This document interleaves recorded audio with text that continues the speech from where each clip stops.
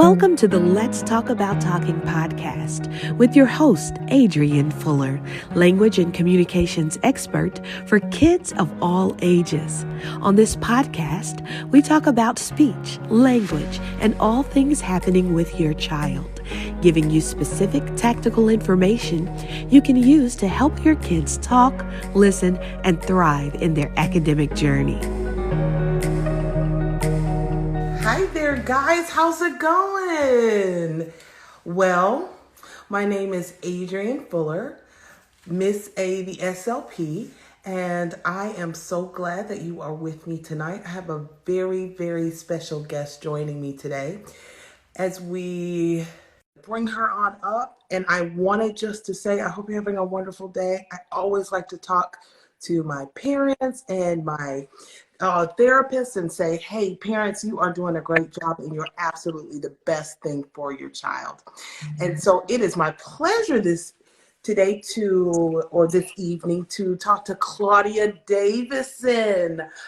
This is my very dear friend, Claudia Davison. She is an SLP, a speech language pathologist in St. Joseph's, Michigan.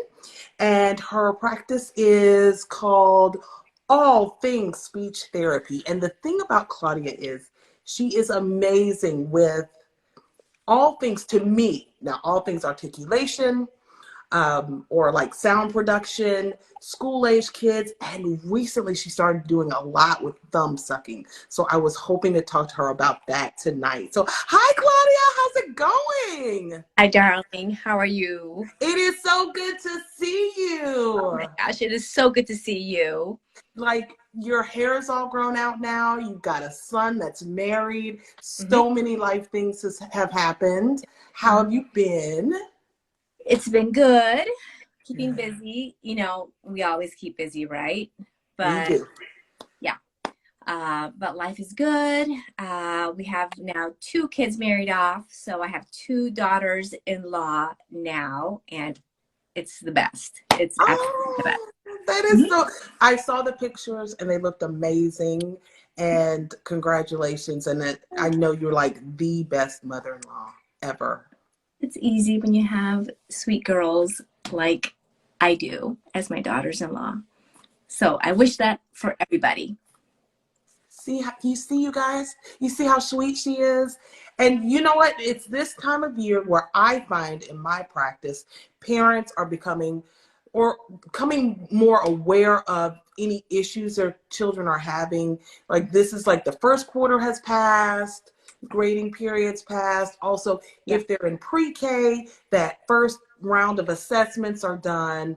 And so I wanted to kind of talk to you about, first, let's talk about sound production a little bit, because we work a lot with toddlers in our practice. And what I find a lot of times, our parents are like, okay, yeah, I can't understand anything he says or she says. And when should a parent be really like, oh, let's just give it some time? Or when is it time to seek help, in your opinion? Yeah, in my opinion. So I find that parents have the ability to understand their kids. Yes. When their kids are speaking, they go through the mommy and daddy translator. So that's one thing, right? So they have to, be mindful, right? And that's a good thing, right? They can understand their child. If they're speaking, if they're saying lots of phrases, sentences, but then if other people can't understand them, that's an issue at that 3-year-old age, 3.5-year-old age. If they're not understood by others, then that becomes an age where you go, okay, you know what? It's time to get an evaluation, and get additional input as to, is it just some sounds that would develop with a little bit of extra time, or is therapy necessary at this time? Help me do a little fact checking just for 1 second. Now, I've always been under the assumption that, like, okay, by the time a child is 3 or 4, if an unfamiliar listener, me, the therapist, a teacher, like someone, a stranger, should understand them almost all the time. Yep. About 75% three, right? Maybe. Am I Yep. am I right on that percentage? I feel like that keeps on changing, but really at about 3, 75% of the time, pretty much everybody, 75% of the time should understand them in conversation. Oh, that's a great, oh, Claudia, that is really a good point, because yeah, if a child's only saying 1 or 2 words, yeah, that's easy to understand. But once they start stringing that together, you are absolutely right. In connected speech, in conversation, you're absolutely right. Mm-hmm. So if we're having a conversation about the toys that they like to play with, if we're having a conversation about Paw Patrol or what toys that they want to get, or what Santa going to bring them, or the friends that were at their house, and in your head and going, I have no idea what they just said. It's time. It's time. Or if mom or dad understood them, because again, mom or dad are with them all the time, and mom or dad know what they were saying, but everybody else is going, huh? Yeah. Okay, what if the mom or dad, what if the familiar listener, mom, dad, grandma, grandpa, they don't understand? So like if a child is 3 or 4 or 5 and like they can only understand 60%, 70%, to me, that's a red flag to go. That's a big red flag for sure. For sure. If even mom or dad cannot understand what the child is saying at age 3, 3.5, that's an even bigger red flag, and a time to say, let me get additional help here, because something else is perhaps happening, and we need to find out more about, what's going on. A pathologist can give you, can do an evaluation and figure out with any input that you can provide, what is happening, what's the background there, and evaluate whether it's speech sounds, whether it's patterns that need to be deciphered, and then what would be the next steps. Ooh, that's a great thing. Okay, well, what about, okay, one more thing. Let's talk about R's. Give me a good R, because R is the most aggressive sound. For anybody, and oh, that's, before I even talk about R, I do want to say, Claudia brings up a great point, you guys. Anytime you go to a professional, that is not, you're not saying we're going to start therapy. What you're going to the therapist for is a baseline. You want to see where the child falls, and you just want to get information. So just because you sign up or you go for an evaluation doesn't mean that you're saying, hey, we're going to sign up for a whole year of therapy. I think parents kind of think that sometimes, but it's really great to have the information. Don't you think? Oh, absolutely. You're basically, bringing information that whether it's background, any history, any medical history, or even just, this is what my family information is. Now, what are some of the next steps based on the evaluation that's been performed, and what might be the next steps? And I'm sure that you do this a lot, Adrienne, but in my practice, we really try to find out, parents, what are your priorities? What are the things that you find that would be so important for you, for your child, to start making those next steps? Ooh, I always say, what would you like to gain from this therapy experience? Yep, I like that. Yep. Let's talk about R. R is a hot one because I feel like I'm seeing a little bit of an uptick in it. And it's one, for years, I don't know if parents know, but it's a very later developing sound. So I think all parents should know that anyway. So if your child is substituting like W for your R, so instead of saying rabbit, they'll say wabbit. But if it starts to really affect their speech, a lot of parents are very alarmed by that, and they go. And I used to tell parents, and I still think it's a later developing sound, but hey, we don't touch it until 7 or 8. But even me, I'm backing that up a little bit, saying, hey, if the child is like 5, or I mean, how early are you treating your R's? I like to start treating it at age 5. Mm-hmm. And here's why. Kids, unless there are other priorities that we have to tackle Yes. for them. Yes. And again, I'm speaking in generalities here, Mm-hmm. but if I find that if we wait too long, then those other habits that Mm-hmm. are so difficult when you get to age 7 or 8, boy, it's hard to remediate it at age 7 or 8. But Yeah. if we can start tackling it closer to 6 or 5, kids can pick it up so much more quickly. Mm-hmm. And we find that magic spot inside the mouth.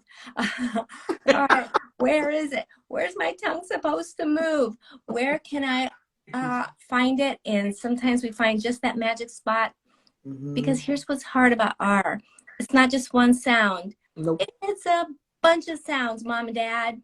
And that's why it can be so challenging. But because we can start working on it much earlier than waiting till 7 or 8, then we can get it, and kids can feel so much more confident if we start it a lot earlier.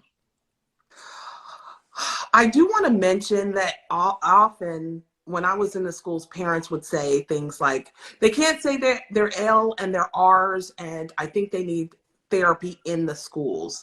And I'm finding the trend now is, if it's not directly impacting their educational performance, and honestly, guys, L&R doesn't, most of the time it does not, trying to get therapy through the school can be a little bit more challenging, or kind of impossible. In my school district, I belong to a huge school district. And so like, they've got their hands full with, you know, autism units and kids that can't speak at all.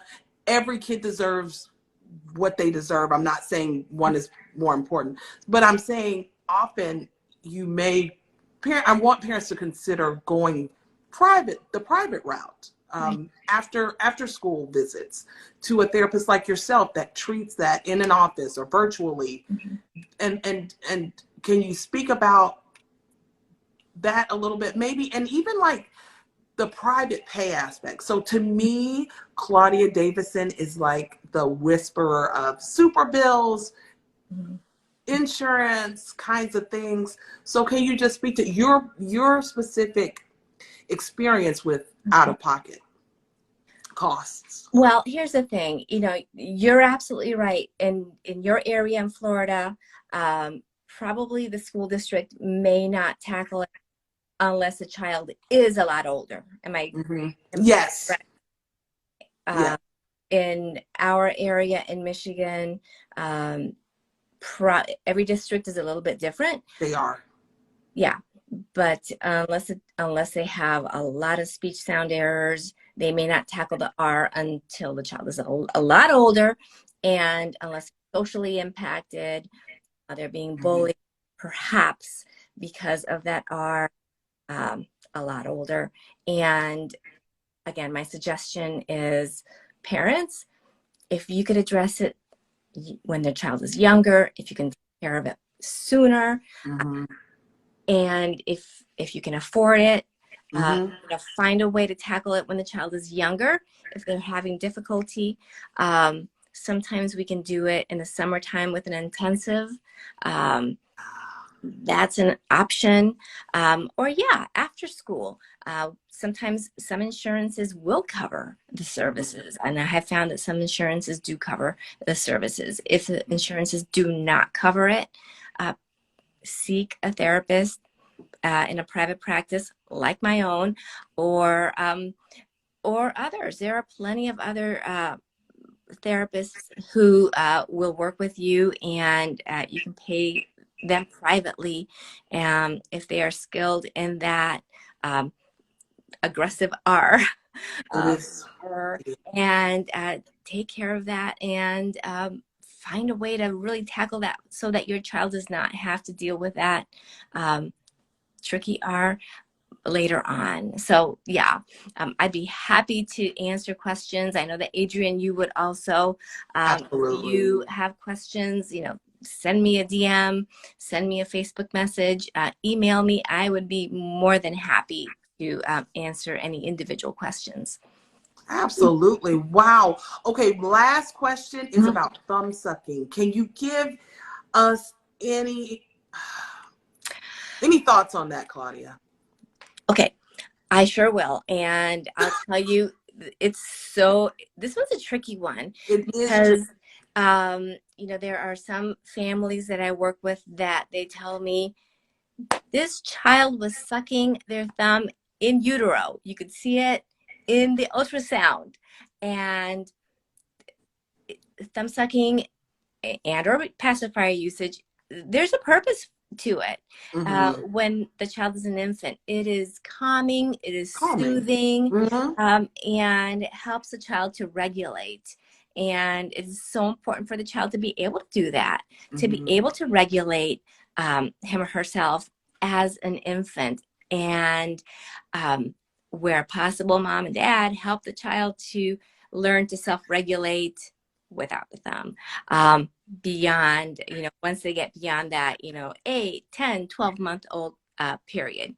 What's difficult is when that thumb sucking continues after that period of time. And I will work with families when the child has reached that 4, 5, 6-year-old time.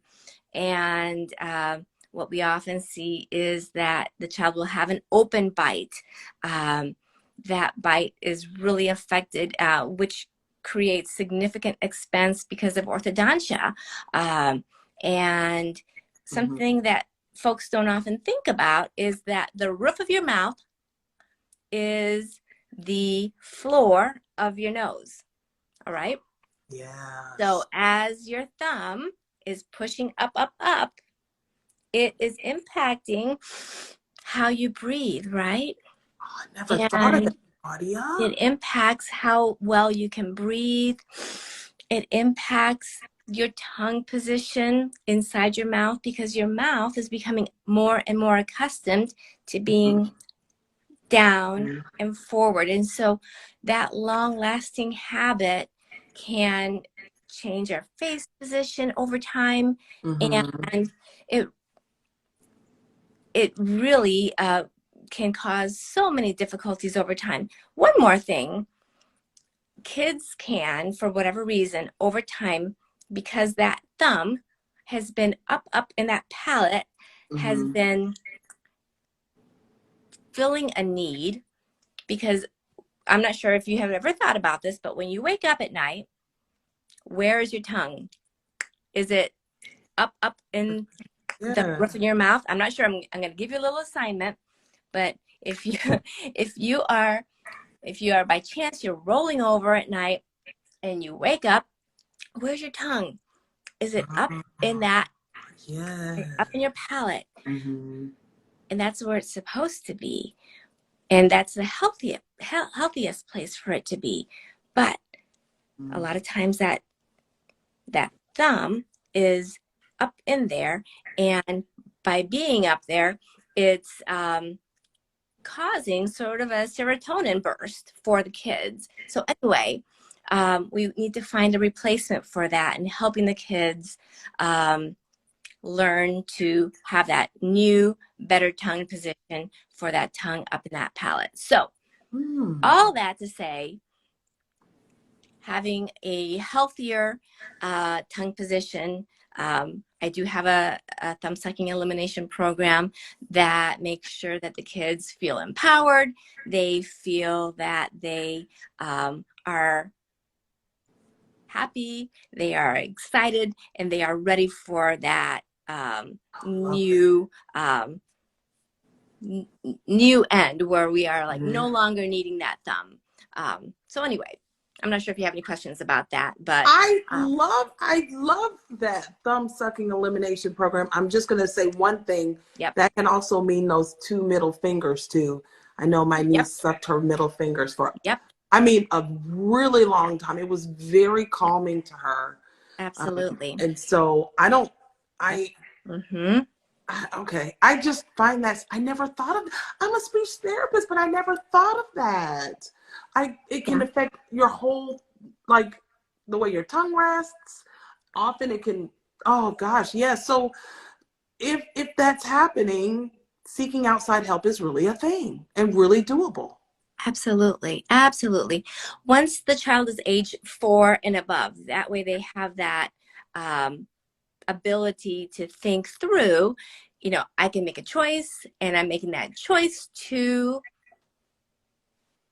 choose something different and work with mom, dad, and usually the speech therapist. A lot of times by the time I work with them, parents have tried so many different things. They've tried, a litany of items, and having that one person outside of mom and dad that can say, okay, well, Miss Claudia is that third person on their list that they can work with to help them be successful. So absolutely. Now, can this be done virtually, or does it work better in person, in your opinion? I have not done it virtually, but I think it can. It certainly did during the pandemic. And there were a lot of people that did do it virtually. But having that in-person touch certainly helps. Oh, you never disappoint. Oh, this was so informative, Claudia. And I know it was kind of like not a stretch to be here, but I know you've had a long day. So for you to be so generous with us and our audience to share this information, I am so grateful. You guys, you can reach Claudia. Remember, her clinic is called All Things Speech Therapy. That's also your Instagram handle, isn't that right? Correct. Her name is Claudia Davison. She has just the most gentle way about her. So if you're in the Michigan area, definitely look her up. She also has a TPT store, and she does have products targeting that R sound. And so, Claudia, maybe you should think of like a thumb sucking thing too. Maybe. Think about. Yeah. Just gave you a little Christmas assignment, maybe. Maybe so. You guys, thank you so much. Claudia, thank you so much for joining us. I really appreciate it. Thank you so much for inviting me, Adrienne. You know what? You are just the best, and I'm so thankful to have the opportunity to be here with you. You're the best. You guys, look her up. You guys, be well. Take care. We'll see you later. Bye. You've been listening to the Let's Talk About Talking podcast with your host, Adrienne Fuller, language and communications expert for kids of all ages. You can grab Adrienne's book, 30 Days to Get Your Toddler Talking, on Amazon or at speechbuilders.org.